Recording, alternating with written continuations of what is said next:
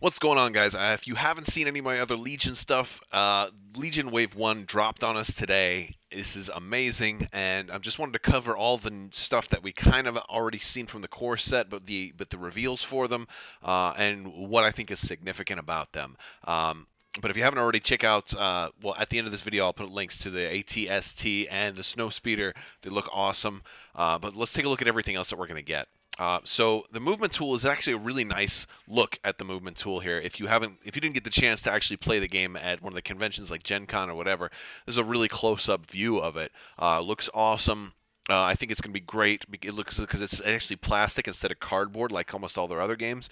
So it'll last you a long time. And I think, especially if you have to put like four of them together, you have this long piece. It's going to help that it's plastic because you don't want it to bend, especially if you end up having to measure like vertical line of sight over obstacles and stuff. You're gonna want that long hard piece. And I know what you're thinking when I said that.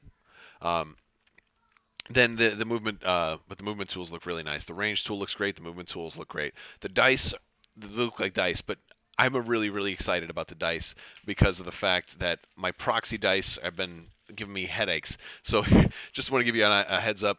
This is my proxy dice, right? They're all right, like blank white and red dice that I've drawn on with Sharpies, red and white Sharpies, and the problem is when you put Sharpies all over your dice, like you see those red D8s, that's all red Sharpie. They're not actually red dice.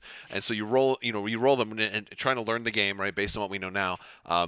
That ink comes off on your hands and stuff, and so I keep having to go back and redo them because like some of my red dice have almost all the ink had rubbed off. So I redid them, I resprayed them again with this like this sealant. So hopefully that doesn't happen anymore. But I'm just ready to have normal dice. So I'm actually kind of happy that this is coming. This is the least exciting of all the articles though. So let's jump into whatever else is. I mean, but those are nice looking tools. That's a really nice looking movement tool. Love it. Love it. All right, so we got our Stormtroopers. Look at how many we're getting. Like you're getting 7.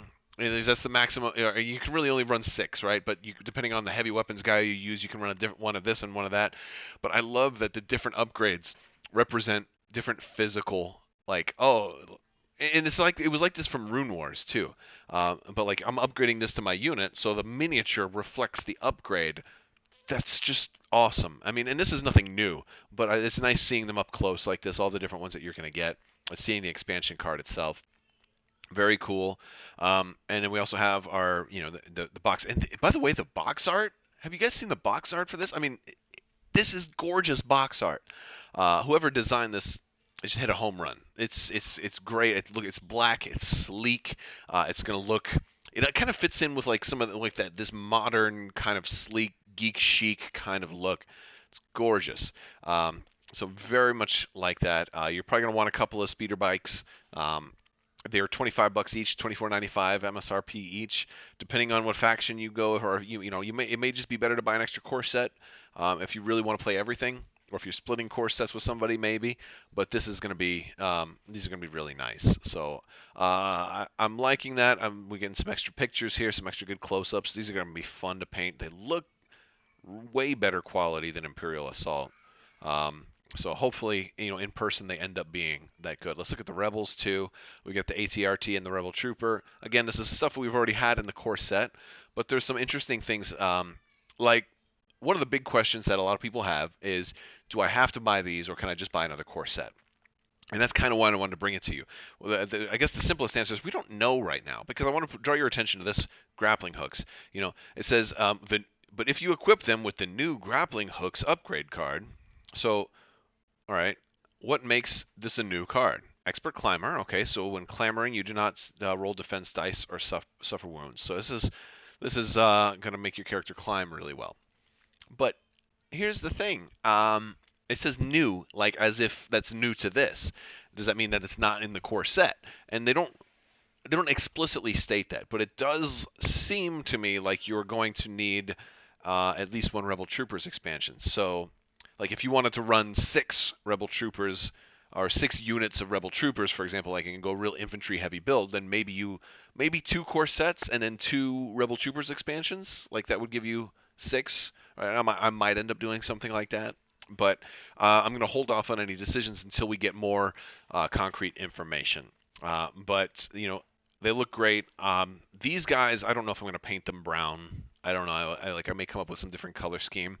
It will be helpful to me if we have a couple more waves previewed by the time this comes out, so I can kind of plan for the future, because I don't want to paint these guys, you know, let's say, like, I don't want to paint them white, right? Thinking, oh, I'm going to use them in my snow maps, and they're going to be like my echo-based troopers, and then echo-based troopers come out, right? Just and so it's the same thing as like stormtroopers. I don't want to paint my stormtroopers black and then death troopers get announced right away. So so I'm going to try to keep them as standard as possible, probably somewhat close to this.